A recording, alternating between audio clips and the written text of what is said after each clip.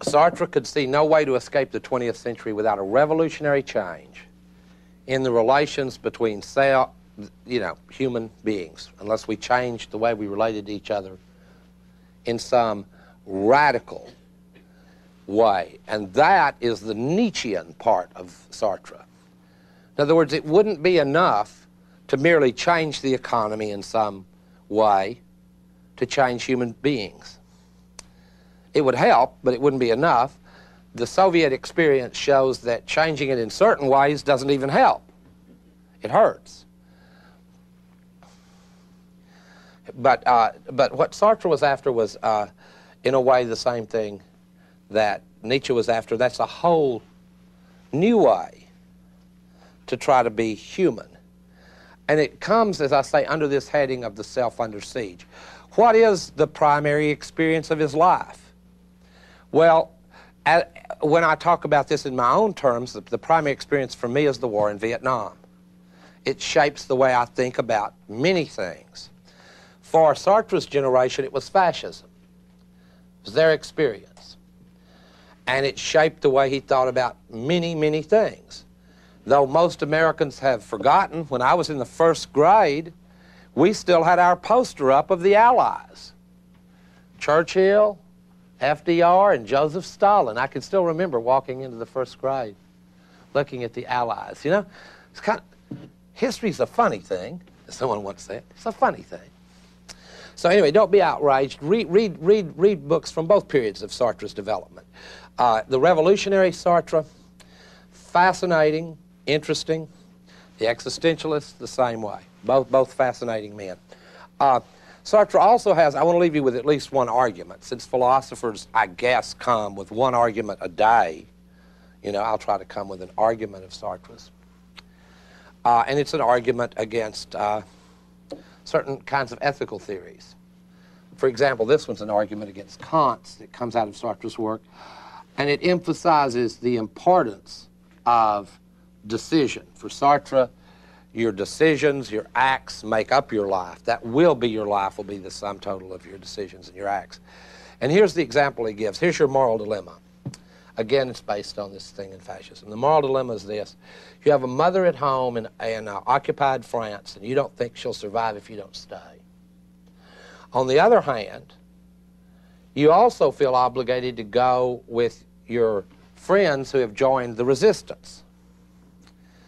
Sartre runs through that dilemma, the standard moral theories, Kantian moral theory, utilitarian moral theory.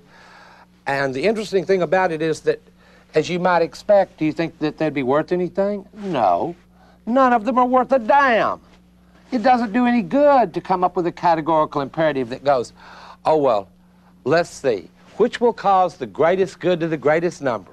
Saving my mother's life or saving my country's life? You follow me? This is not amenable, is Sartre's point, to the kind of logic chopping that philosophers do. It's amenable, however, to what kind of person that you're going to see yourself as. In his example, and this isn't a story he uses as an example, it's not a far-fetched example for the France of that period. Not at all.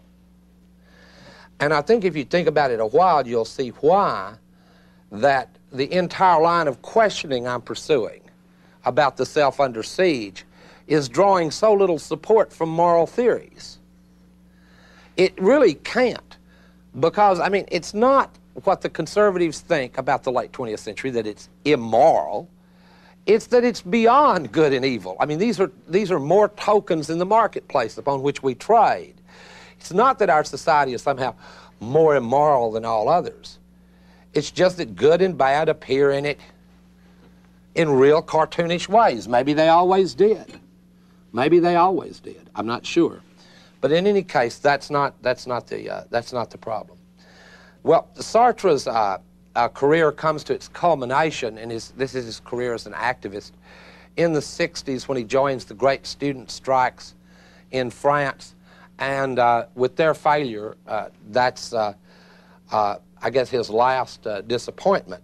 His road doesn't ultimately lead to what one philosopher has called a way to escape the 20th century. Turns out that we've already escaped it a few years ago, unknown to us. But the way they used to state this was, how do we escape the 20th century? And Sartre was unable to. He does institute a form of behavior, though, that I think is exemplary for the intellectuals of the whole 20th century. And he has a counter case, or not a counter case, but a similar case in Lukács. And it's an experience that American intellectuals largely bypassed because of the way that the way that fascism left us touched as a distant enemy rather than as an internal enemy. In Europe, the experience was that fascism not only was an enemy to be fought without, but it was in us too. This is the European experience of it. To Americans, it was just like Darth Vader. It's just these, you know, pretty much the reaction we get now when we see a Steven Spielberg movie and there's a swastika in it. Everybody goes, boo, hiss, kill him. And it's just the external enemy. Europeans had to deal with a far more difficult question. And this really does have to do with the they and how you were raised and what you're taught to believe. They had to deal with a much more difficult question of having friends and neighbors who are collaborators, having other people who are not collaborators but who just pretend not to hear what's going on, just pretend not to hear it. Now, that is an experience Americans know about from our racial history, to some extent, from our history with race, but nothing on the order of fascism in the sense I'm using it here. So, in many ways, the choices that Sartre faced throughout his life are more interesting than any views he held about them. And the way he answered them is the most interesting thing about him.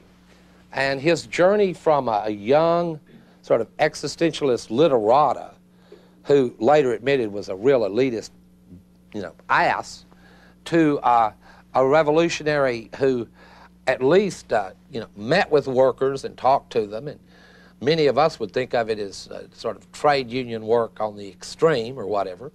But this is a very interesting and emblematic journey in the 20th century because it is a journey through various paths. It tries first to find meaning inside, then try to find it outside, and oscillate between the two throughout his life, an oscillation between trying to find meaning in his life and outside it. It would have been interesting to find out if he ever found it, but then we don't know that. We have no way of knowing that. And then perhaps we shouldn't, because he has left behind a lot of writings, and maybe it's none of our business.